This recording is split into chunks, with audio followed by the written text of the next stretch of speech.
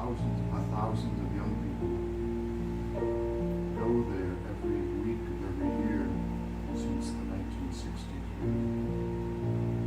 And they sing together 3 times a day.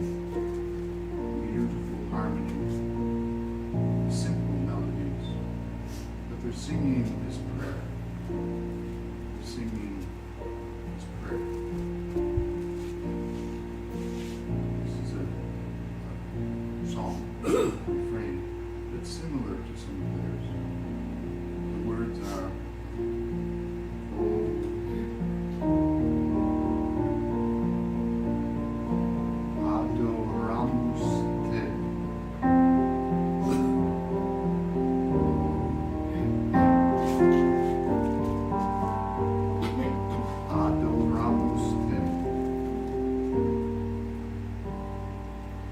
repetition. It's kind of like a mantra that if we're able to get out of our heads and sink down into our hearts, we can experience something that might just be good. Adoramus te, we adore you. Now we think about you, we adore you. Sing it once.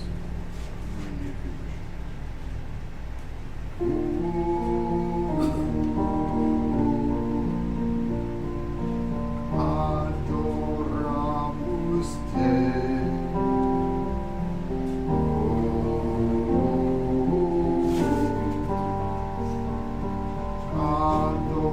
adoramus te.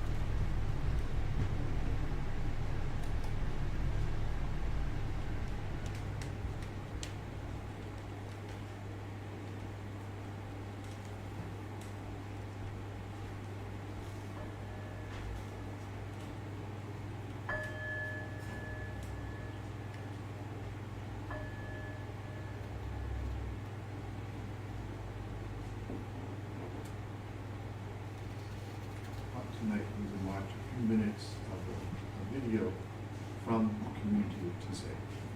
It's about 4 or 5 minutes long, I think, and then we can talk about it if you wish.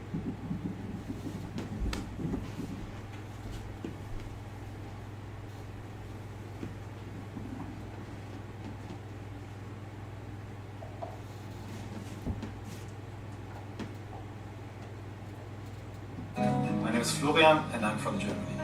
My name is Clémence. I come from France. My name is Dora. I came from China. Tizé is a beautiful place. It's a magic place, I think. Because this is really the place that changed, I think it changed all our lives. It's friendship. We help each other. And we learn with each other. So Meeting stop it new for a people. moment. These are the young people that are in Tizé for 1 year at a time. They're called permanents. They're the volunteers that live there in Tizé with about 100 other young people, and without whom the community could not exist really to welcome thousands upon thousands of young people. Without these young people who really do the daily work of food preparation, cleaning, instruction of various kinds, orientation for newcomers, all kinds of work. When I was there, last time I was there, one of the young people was leading us, group of adults over 35, and our job was to clean toilets. And I know it's hard to believe, but there's nothing better than cleaning toilets in Tizé. I can't explain that. It's just fun. You sing while you clean toilets.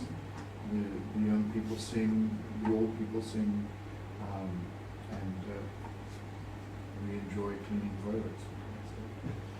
But these young people from all over, mostly Europe, but beyond Europe as well, are there for 1 year.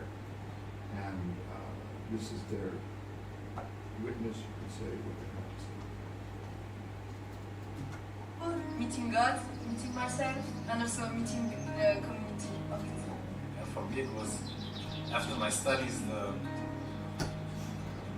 the only possibility to go out to spend 1 year in a foreign country, which I never did. And for me it was directly clear, it was out of question that I would go to Tizé.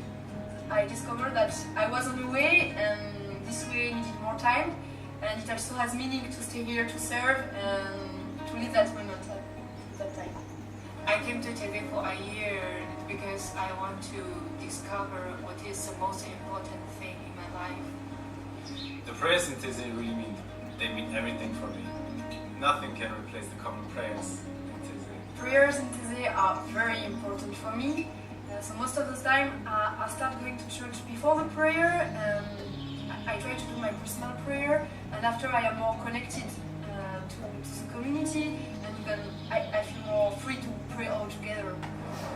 The prayer mean for me is give my time to God. The common life is very, very special. You eat together, you work together, and you pray together. And this is really, really different from sharing a flat in Germany with somebody else. No? We are taking care of each other. It's like in a family. We did not choose to live together. We do not choose a brother and sister, but we are taking care of each other, and we are sharing a lot. We're very different. We came from a different country, different family. We received a different education. It's good to learn how to accept the different and try to find the joyful things from the different. Here in Tizé, everybody has to take responsibility that this young people meeting in Tizé can take place here. You run this together with your friends, so to say. Now, this is for me one of the most beautiful things. For me, it's a very good opportunity to rediscover myself. What can I do more in Tizé? Here, brothers and sisters trust us, and for me it's a beautiful gift to realize that there's someone checking what am I doing, and that we are here to make it possible, Every week we will have contact meeting with one of the sister from the sister community. It's very important for me to tell her about my life in Taizé. If something happened, I need help, then she will somehow help me. Yeah, always this contact meeting once a week with your contact brother, where you can really be open and tell him, yeah, what is in your mind during this week. You know, the special thing about this contact meeting is the Taizé brothers. First of all, they just listen to what you say. You know, Having that time with the contact sister is very important for me. We meet every week, and it's a moment I can talk to her about all of my feelings, about myself, about the community, but also about God and my faith. I can tell her everything I want, and she's here to listen to me and also to advise me in a way. the Taizé volunteers, they have a Bible introduction twice a week, which is, yeah, very on a very high level, so to say, and it really gives you a lot of new ways to think. It's good to have 1 hour, 2 hours to have the Bible study with the brother, and we have a little bit talk with prominence. And so here it's very important for me to kind of have a new vision of what is the message of the Bible and also the connection between the two testaments. After this year, I will go back to China. I hope I can bring back to home is continue to welcome Jesus' love. 80% I learned in Taizé, you know what I did as a teacher, and only 20% I learned at the university. So Taizé helped me in so many ways, you know, for my job as a teacher. Continuing sharing life with people, that common life I discover here is very important for me, and also prayer. I do not want to stop to pray and to have that relationship with God and to receive Him from Him. Here I discover that we can receive Him from God, and I also have to meet Him every day.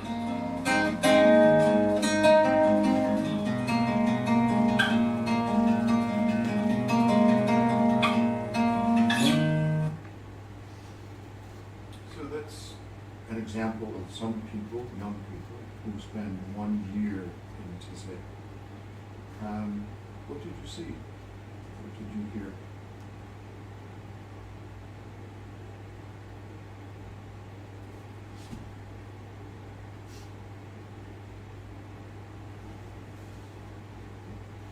It was very valuable to them. Also,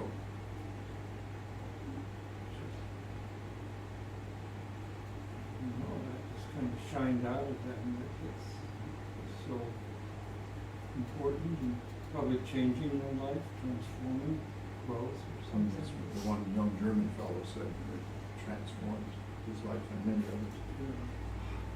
What did they receive in Taizé? What did they gain? In what way was it good for them? Did they say?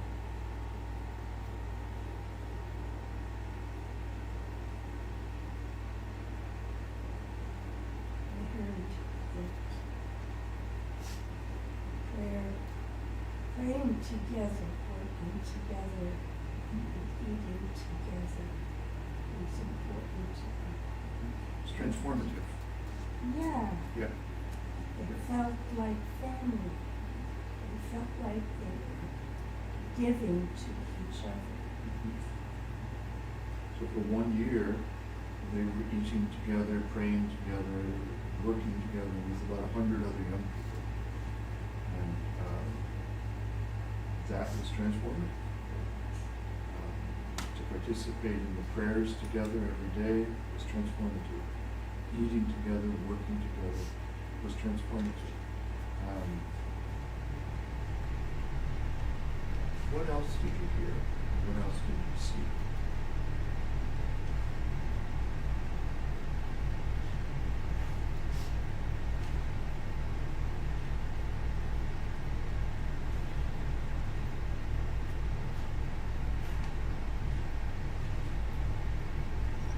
what else did you feel? There's a question. Where did you feel it in your body? So referencing a common friend now in Ireland who's helping us live longer and healthier through focus and therapy in our bodies. Any thoughts? I felt curious about I don't think I have the full context of what Taizé, like what it does in the world, because I got that there are young people who come there for a year and serve, but I wasn't quite clear exactly what, like, are there other people who come through shorter term? Yes, yeah. So the context is these young people are serving anywhere between 1,000 and 6,000 young people who go there for about 7 days. Basically, any month, any year, you can go there and you would encounter sometimes between 1,000 or 6,000 young people who are there for 7 days. And as you can imagine, it's not an easy task to feed up to 6,000 young people and to house them, to answer their questions, everything and anything you can imagine. So the other people who are there, what is the mission of the Taizé organization, community? Like, are they mostly just worshiping, or do they sing, or do they do projects? They do all of the above. Okay. And every day, the people who go there for 7 days, the schedule is really very clear and full. And every morning they sing and pray. Midday they sing and pray. Evening they sing and pray. In between the singing and the praying, they're working. Or they're meeting in small groups to reflect on passages, texts from the gospel, let's say, stories from the Bible, poetry, other stories from other cultures. And they meet in small groups. One of the most beautiful things to see when you're in Taizé is a small group of young people, let's say 8 to 10, sitting on a hillside, reflecting on life, talking, based on some questions. There's teaching that happens in Taizé. One of the brothers offers a teaching every morning at 10 o'clock. And then the young people go off in their small groups and they talk about the teaching, the story, what it meant to them, their lives, their struggles. To me, this is one of the most beautiful things. You can imagine, a group of 8 to 10 young people here, there, sitting around the pond, back in the meadow, wherever in the forest, talking about life together. That really is powerful. Every day for 7 days. And then they go away. So it's a kind of an intense focus. I often think of it like a mini Woodstock for spirituality. The music is not as rocking as a Woodstock, of course. But the music is very important and it serves a basic purpose of reflection, of beauty. The young people create something beautiful together, by singing together. And the silence, of course, happens every day too. You can go to Taizé and spend a whole week in silence. And that's also a beautiful thing. So, I don't know, that's a long answer to your short question. Now I have a better idea. There's 100 monks that live there. Yes, there's 100 of them.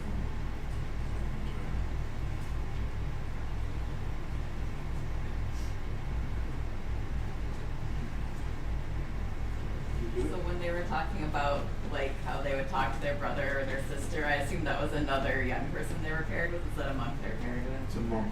Okay. Yeah, a monk That makes or a sense. nun. Yeah. The community of Taizé is really two communities. One is a community of men, and the other is a community of women. The women, they're officially the Sisters of St. Andrew, which is a Catholic women's religious community.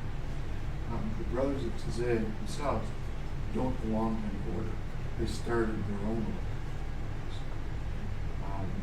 But in the 60s and 70s, it was clear that the boys needed some help. And so the women of St. Andrew's community stepped up and said, hey, fellas, we need some help with this, because thousands of young people were starting to visit. And so they did. They accepted the help, and since then, it's been the community of men and the community of women working side by side, welcoming the thousands upon thousands of young people. What are you doing? What? What do you see?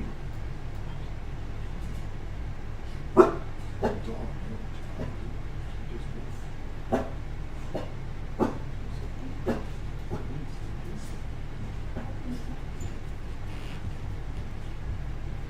Any other thoughts?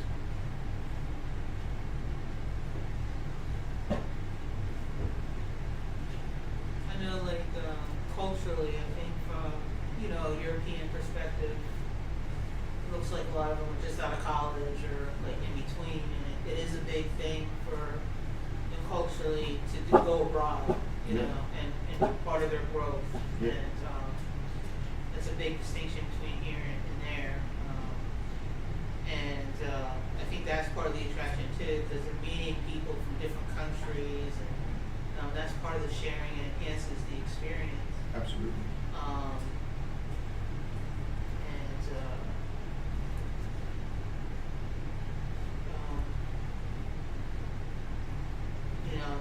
I'm just thinking, like, what marvels me too is it's just the transportation aspect of Europe. Right? You can go anywhere on a train. Oh, yeah. And the availability to do and navigate that It's so easy. is a blessing, that enables that to flourish. Yes. Unfortunately, we haven't been able to develop something like that here to that magnitude, but yeah, like, I didn't know if it welcomes, and I think you've done it or exploring it, is like,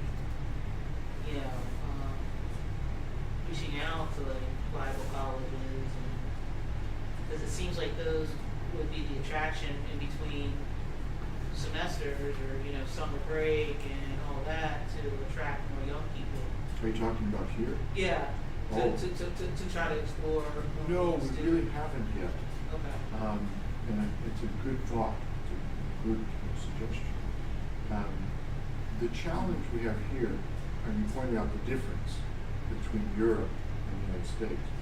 One of the differences in terms of colleges and Bible colleges, religious institutions, this country is, I would say, dominated. Say again? This country, the United States, is dominated by a religious conservatism and a fundamentalism and a kind of theology that would reject what we're doing here. In fact, I've never shared this with you before, but the very seminary that I graduated from many years ago, when I was a young man exploring this whole way of life, every Friday night I would hold a gathering in Washington, D.C. I was in my 40s, still young. And I heard that some of my former professors were coming to town, to D.C., from Philadelphia, where I'd gone to seminary.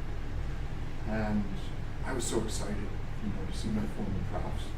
And I got word that they were going to attend the Friday night gathering, which is what I've been doing for a year or two. So I was really thrilled, tickled.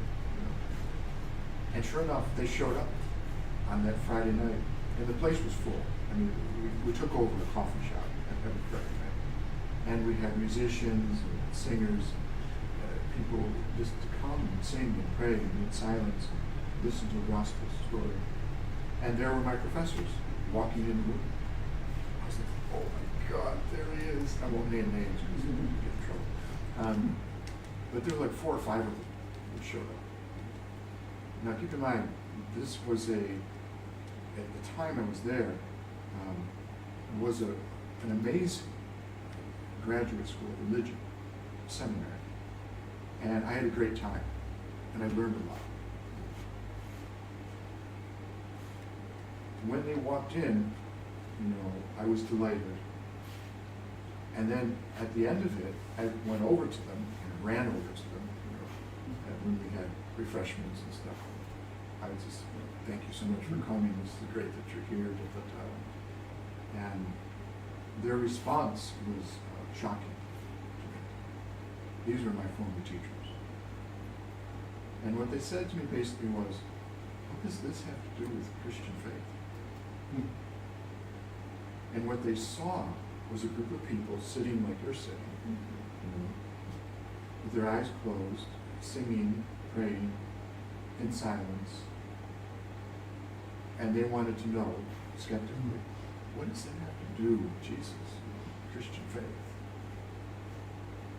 And my heart went, it's like, oh my.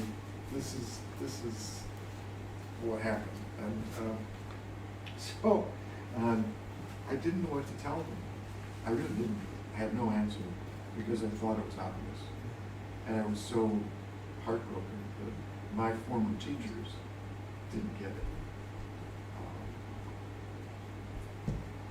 I tell you that story because a lot of Christianity today is like that. They would see what we do here as, what's the point? I mean, you're spending so much, why aren't you talking about important issues? Why aren't you teaching theology? Why aren't you doing this and that and the other? And I still, I'm reluctant to speak to that.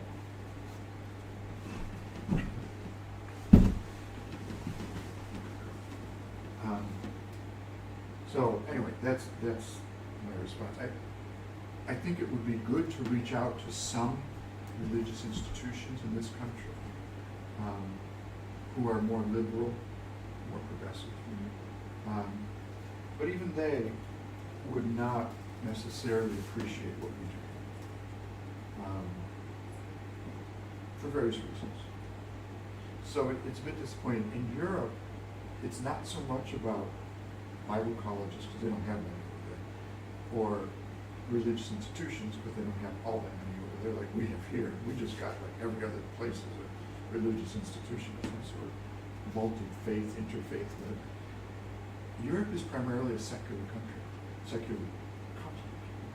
Many countries, there are devout people of various faiths there, no doubt, but it's not like here. It's almost like Cracker Jack religion in the United States. Is Cracker Jack still a thing with the box? Yeah. Like, it's kind of sweet. You can buy it and it's cheap. You get a little prize inside. In Europe, many people, in my experience anyway, as I traveled over there, very much remember World War II. They remember the Holocaust. They remember a history that we have no idea of here in this country, for the most part.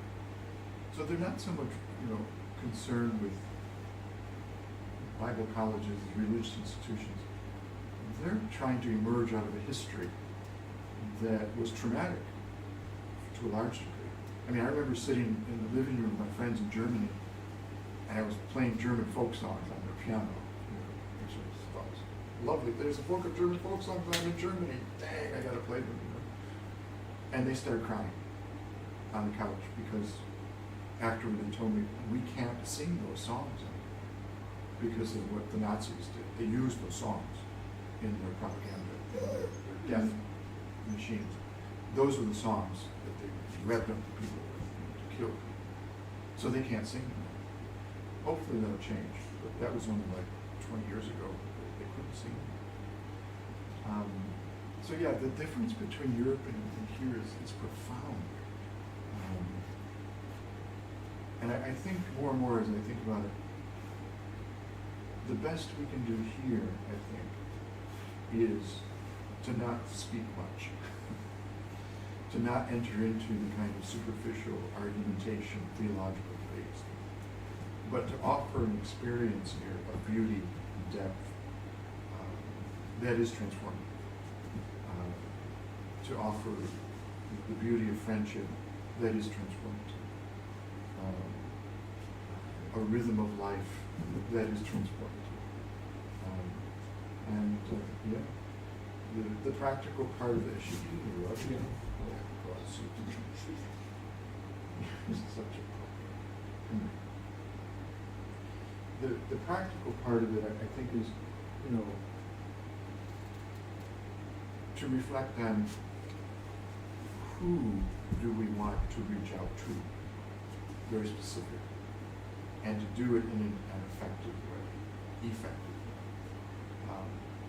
because there are people in this country that value what we do here, what we're trying to do. The task is to identify and contact them in a way that is effective. Any other thoughts? Ruben and Dennis came from Germany, 18 and 19 years old, and they didn't seem to have as much trouble adapting to us as almost any other visitor did. I mean, they just like, oh, okay, this is what they do. They showed up for prayer and they sang, and their whole outlook or what they were looking for was so easy to fit with us, and it was lovely. They were with us for how long? 6 months. 6 months. Yeah.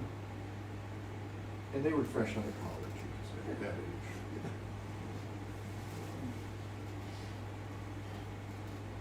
What else did you see in the video, below the surface?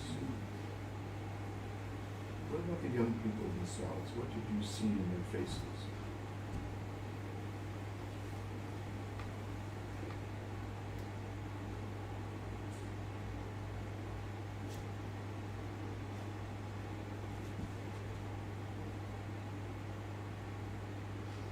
Enthusiasm, gratitude for the experience. Yeah. Sense of joy, excitement, enthusiasm, gratitude, even a kind of peacefulness.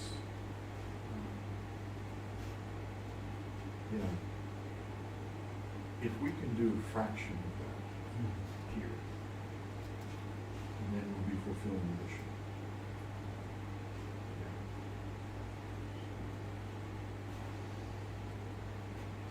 So we'll close with the song. Let's close with the same song we started with. If I can return Susan to your good care.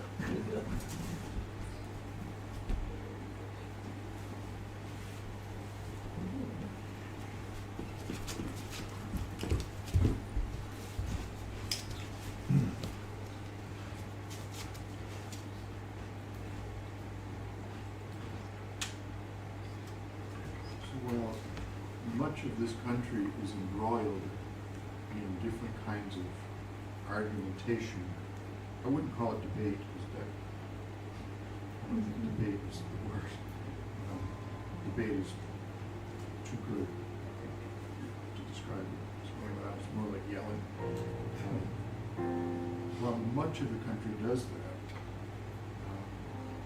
A place like Taizé offers something else. The beauty of the chant that we can participate in, during which we don't injure each other, do no harm.